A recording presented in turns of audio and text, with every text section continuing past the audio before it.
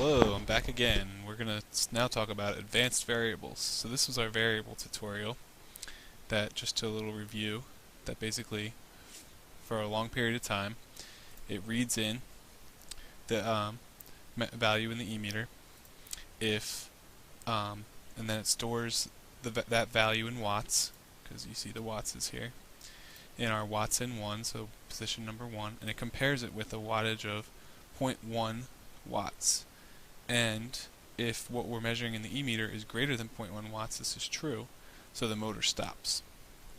And if it's less than 0.1, this is false, so it goes down here and moves the motor. So the idea is that you're trying to find a place where your solar panel is putting out greater than 0.1 watts, or wind turbine. Okay, so now we're going to change it up a little bit, and we're going to first save this as advanced variable tutorial. Advanced. And we're going to save, and we're going to overwrite the file that's there. Now we want to do two different positions and compare those. So first off, we're going to get rid of this by hitting delete. Now we're again storing an e-meter in watts in 1, but we want to define some more variables. We want to define a watts in 2, which is basically going to be the watts in position number 2. We need to be a number, and we are going to now we're going to first move to a different position, so by making a motor, and we can just move to, we can say we'll move 45 degrees, and then we're going to take another reading of the e-meter. So remember, that's in here, that's e-meter in. And again, we need a variable here, and we want that to be watts in 2, and we are writing this. So this is good.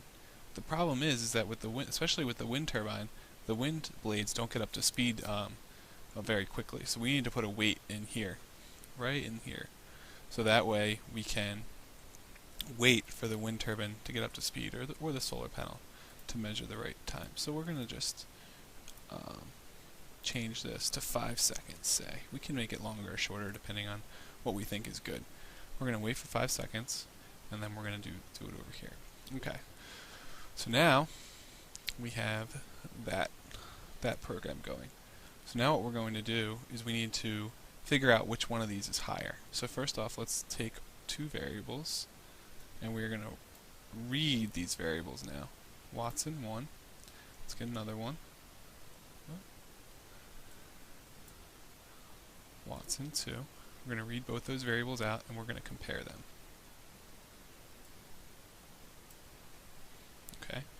So we're going to put watts in 2 in A, and watts in 1 in B. Now the same thing again, we're going to do a switch here. And again, we're not doing sensor, we're doing value, and we're doing logic. So see that switched, and again the logic is going to come from here.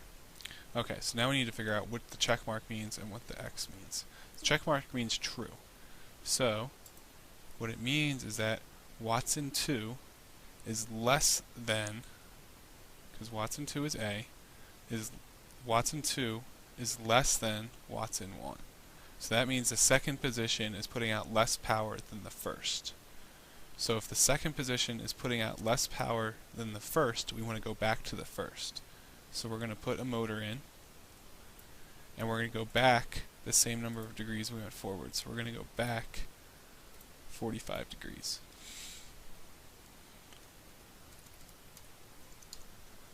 Okay.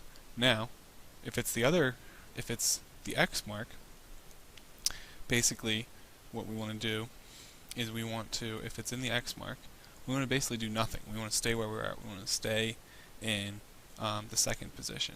So just to be fun, let's just put a sound in there, and we'll just say good job, because it's going to stay there. And so that way that'll play, and that'll go over and over. And so that's a more advanced version of how to use variables, and you can modify this as you see fit to make the best program for your wind or solar station. Thanks for listening.